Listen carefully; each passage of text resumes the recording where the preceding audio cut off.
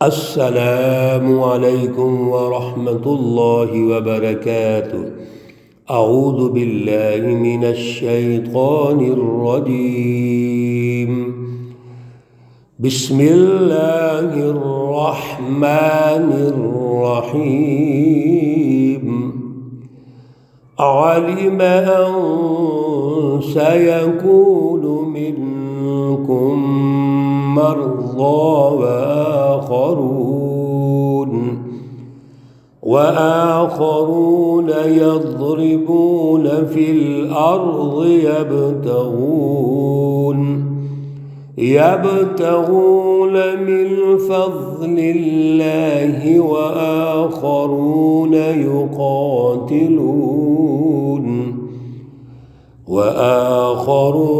يقاتلون في سبيل الله فاقرؤوا ما تيسر منه صدق الله العلي العظيم۔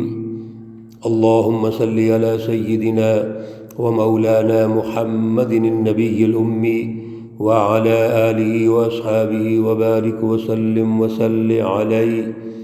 معزز سامعین و سامعات، سورۃ المزمل سورہ مقدسہ کی آخری آیت مقدسہ اور دوسرا رکوع جو ایک آیت پر مشتمل ہے وہ ہم سن رہے ہیں۔ اللہ رب العزت جو ہماری تربیت فرما رہے ہیں اس کو سمجھنے کی کوشش کر رہے ہیں۔ کل کے درس میں اللہ رب العزت نے تخفیف ارشاد فرما دی کہ جو شروع میں بڑی سختی تھی اور میرے رسول اللہ صلی اللہ علیہ وسلم ساری رات عبادت کرتے ہیں، تھوڑا سوتے ہیں، راتوں کو جاگتے ہیں۔ صحابہ کرام بھی یہی ہیں، سچی جماعت نے یہی کرنا ہے۔ جو بھی جس دور میں بھی سچی جماعت حزب اللہ قیادت کے لیے تیار ہوگی، قومی اور بین الاقوامی انقلابات اور نظاموں کی تشکیل کے لیے تیار ہوگی، اس کے لیے ضروری ہے اس کا اللہ سے تعلق مضبوط ہونا چاہیے، اس کا تقوی اعلیٰ ہونا چاہیے، اس کے معیارات اونچے ہونے چاہیے، اسوہ رسول اللہ صلی اللہ علیہ وسلم کے مطابق اس کی تیاری ہونی چاہیے۔ یہاں پر اللہ رب العزت ارشاد فرما رہے ہیں کہ اب واللہ یقدر اللیل والنہار، رات اور دن کا جو مقصد ہے وہ تو اصل میں دن اور رات، سورج کا غروب اور طلوع ہونا، اور پھر ہماری جو مینجمنٹ ہے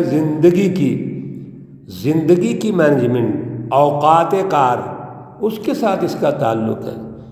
لہذا اگر کوئی رات کو اتنی لمبی عبادت نہیں بھی کر سکتا تو صبح اٹھ کے کر لے، اور رات کو کر سکتا ہے تو رات کو کرے۔ اللہ رب العزت نے ارشاد فرما دیا کہ مجموعی طور پر سچی جماعت کے لیے یہ ضروری ہے، لیکن عوام الناس کے لیے بہت مشکل ہے۔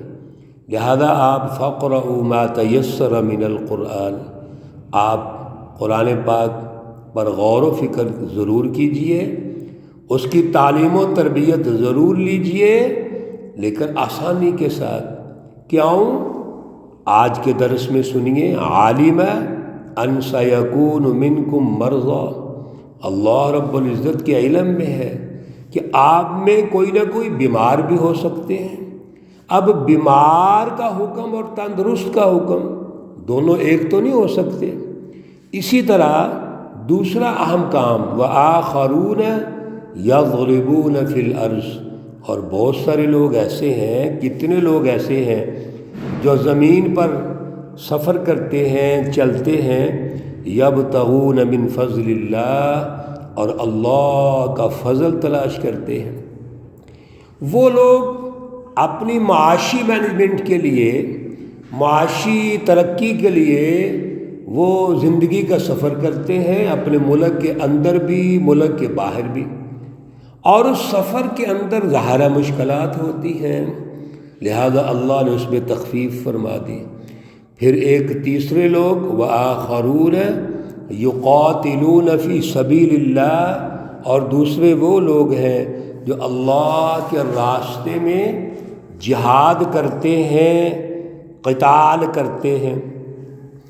میرے عزیزو ذرا غور کیجئے، یہ صورت مکی صورت ہے، سورۃ المزمل، تیسری صورت ہے جو اللہ نے نازل فرمائی۔ پہلی صورت العلق تھی جہاں پر اللہ رب العزت نے ظالم مافیا کا تعارف فرمایا تھا، سرمایہ پرست متکبرین، کلا ان الانسان لیطغی ان رآہ استغنی۔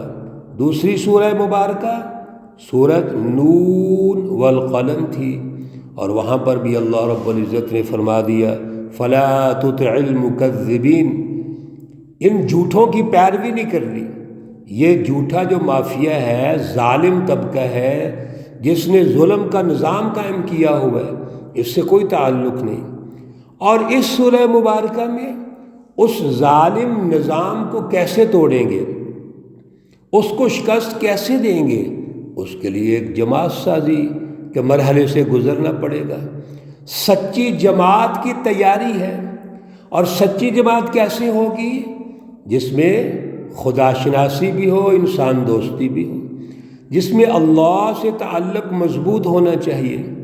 اور یہاں پر معاشی مینجمنٹ کا بھی ذکر ہو گیا، یبتغون من فضل اللہ، اور جہاد کا بھی اور قتال کا بھی ذکر ہو گیا، یقاتلون فی سبیل اللہ۔ بعض ہمارے سادہ مذہبی لوگ یہ کہتے ہیں کہ مکہ المکرمہ میں تو جہاد کا حکم ہی نہیں ہوا، جہاد کا حکم تو لا الہ الا اللہ میں ہو گیا تھا، قولوا لا الہ الا اللہ، اللہ کے علاوہ کوئی حاکم مطلق نہیں، عبادت کے لائق نہیں۔ اس کا کیا مطلب تھا کہ محمد الرسول اللہ صلی اللہ علیہ وسلم نے اللہ کے اس اعلیٰ پروگرام کو غالب کرنا ہے، یہ جہاد تو ہے۔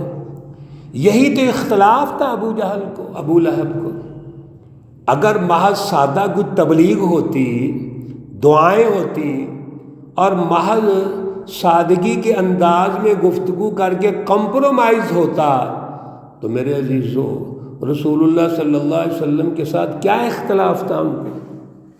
وہ تو آپ کو پہلے ہی نیک سمجھتے تھے، الصادق الامین کہتے تھے۔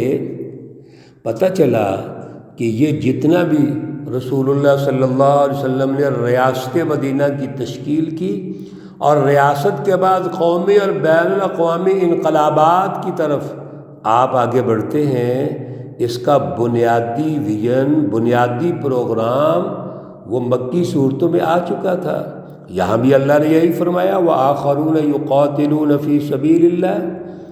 اب اللہ حکم ارشاد فرماتے ہیں، سنیے، 4 حکم ہے، فَقْرَؤُوا مَا تَيَسَّرَ مِنْهُ۔ دوبارہ اللہ نے ارشاد فرما دیا آپ پڑھ لیا کرو جتنا آسان ہو۔ تمام تر منظرنامہ، انسانوں کی مصروفیات، معاشی مینجمنٹ، سفری مصروفیات، جہاد، سب کو پیش نظر رکھتے ہوئے ارشاد فرمایا کہ سب سے پہلا کام تو یہ ہے کہ قرآن سے تعلق مضبوط رکھنا ہے۔ تھوڑا پڑھ لو لیکن پڑھو ضرور، یعنی غور و فکر ضرور کرو، اللہ سے رہنمائی ضرور لو، کلام مقدس سے رہنمائی لو۔ دوسرا وَأَقِیمُوا الصَّلَاةَ، نماز قائم کرو، اور نماز جو قیام الصلاۃ ہے، اقام الصلاۃ، یہ اللہ سے تعلق مضبوط کرنے کا ذریعہ ہے۔ اور نماز کے ساتھ روزہ ہے، یہاں ذکر تو نہیں ہوا لیکن اس کے ساتھ اگلی شکل اللہ سے تعلق کی وہ روزہ ہے، یہ جسمانی عبادت ہے، نماز اور روزہ۔ وَآتُوا الزَّکَاۃَ، زکوٰۃ ادا کرو، اور زکوٰۃ بھی ایک معاشی مینجمنٹ ہے، یہ زکوٰۃ قائم کرنا اس کا ایک نظام کی بات ہو رہی ہے، معاشی نظام۔ اور زکوٰۃ کے ساتھ حج کا ذکر ہے، حج بھی مالی عبادت ہے۔ میرے عزیزو، یہ 4 بنیادی عبادات وَأَقْرِضُوا اللَّهَ قَرْضًا حَسَنًا، اور قرض دو اللہ کو قرض حسنہ۔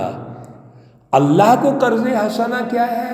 وَمِمَّا رَزَقْنَاهُمْ يُنْفِقُونَ، اللہ کے راستے میں جو اللہ نے دیا ہے، دینے والے بھی اللہ ہیں، اور اللہ نے جو ہمیں راستے بتا دیے ان راستوں پہ خرچ کرنا یہ اللہ کا حکم ہے، یہ ہے قرض حسنہ۔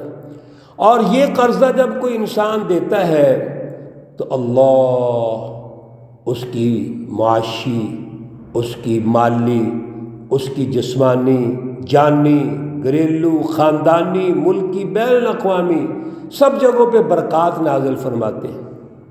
اللہ اس مال کو بڑھاتے چلے جاتے ہیں۔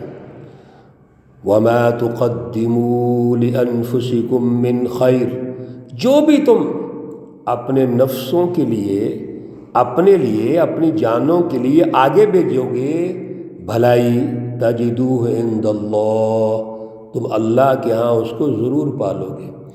سب سے پہلے آپ کو جو اس کا اجر ملے گا نقد، وہ دنیا میں امن کا نظام، عدل کا نظام، معاشی خوشحالی، محبت، پیار، اخوت، جنت کا ماحول دنیا میں ملے گا، اور پھر آخرت میں بھی ملے گا خیراً، بہترین، وَأَعْظَمُ أَجْرًا، اور بہت بڑا اجر۔ اعظم اس میں تفضیل کا صیغہ ہے، یعنی بہت بڑا اجر اللہ عطا فرمائیں گے۔ یہ سب کچھ کرنے کے بعد وَاسْتَغْفِرُوا اللَّهَ، پھر اللہ تعالیٰ نے ہمیں توجہ دلا دی کہ ہمیں اللہ کو یاد کرنا ہے۔ کوئی کمی رہ جائے، غفلت ہو جائے، کسی قسم کی کوتاہی ہو جائے، فوراً قیام اللیل کرو، اللہ کی بارگاہ میں آ جاؤ اور استغفر اللہ کرو، معافی مانگو، اور سبحان اللہ آخری الفاظ کتنے خوبصورت، ان اللہ غفور الرحیم۔ اے سچی جماعتوں، مومنین، متقین، حزب اللہ، آپ جد و جہد کر کے کوئی کمی رہ جائے، غفلت ہو جائے، اللہ کی دربار میں آ جاؤ، اللہ تعالیٰ سے معافی مانگ لو، اور اللہ کیا کریں گے؟ وہ فوراً معاف کر دیں گے۔ وہ غفور الرحیم ہے، بخشنے والا ہے، مہربان ہے۔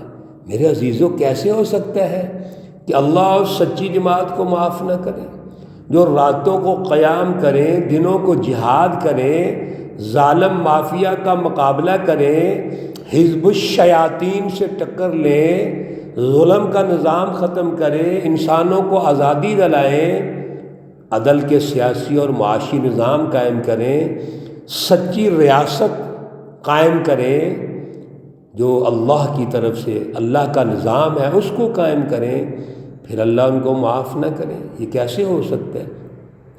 اللہ رب العزت ہم سب کو دین کے غلبے کے لیے قبول فرمائیں، اور ہمت اور توفیق عطا فرمائیں، صلاحیت عطا فرمائیں۔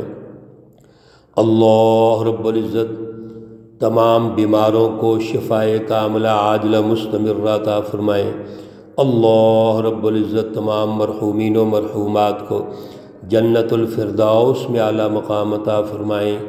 ربنا تقبل منا انك انت السمیع العلیم وتب علینا انك انت التواب الرحیم، وصلی اللہ تعالی علی النبی الأمی محمد وعلى آلہ واصحابہ اجمعین برحمتک یا ارحم الراحمین۔ السلام علیکم ورحمۃ اللہ وبرکاتہ۔